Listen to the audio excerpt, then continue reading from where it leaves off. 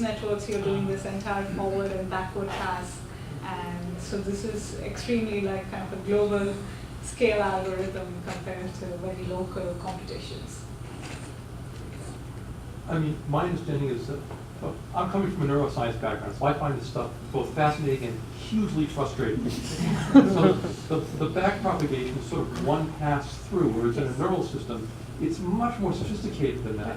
So it's not that there isn't, there's enormous numbers of back channels in neural systems as well. They're just a lot smarter than the stuff that's going on. Right.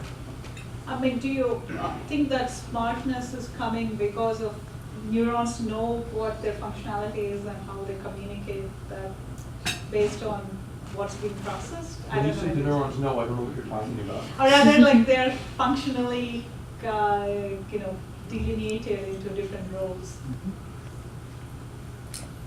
Let's save this for later. Yeah, maybe that's a long discussion. Indeed.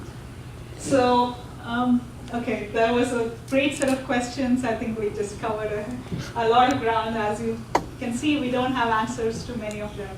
But that's what, I'm sure I'll be employed for life. Yeah, so to show you some numbers on scalability, right? So, as I said, it really matters how much data you're pushing into your GPUs. So this batch size is the size of each chunk of data you're sending to a GPU per epoch, right? And so if it's 16, that means you're sending more data in the mini batch.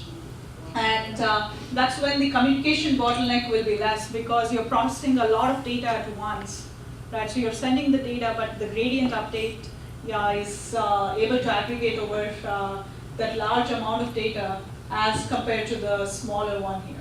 So as you can see, this curve being more flat means it's good efficiency because what we are doing is increasing the number of GPUs here and we're asking what is the time taken per batch, right? So per batch in each GPU.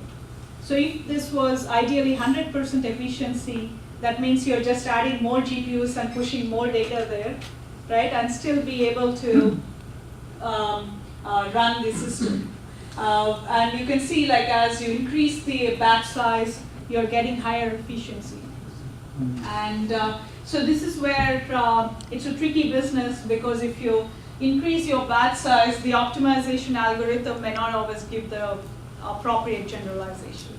So there are complex trade-offs involved between communication cost, between how good you're able to generalize onto your validation set. And that's why this is still a challenging problem, especially when you go to multiple machines, on how to set these parameters. Can you give us an idea of the batch size that's used? Like if you're doing ImageNet with 1 million pictures, right. Are you sending 16 pictures per GPU, or is it really 16,000? So it's typically like kind of around in the range of 16 to 32. That's when it's much easier to train. So people have tried even bigger ones, and that's where you need a lot of tuning of your hyperparameters to get it to work. It becomes less stable as you increase your batch size. And so that's the kind of overall behavior, but there are a lot of details here, right, on how to set the assembly.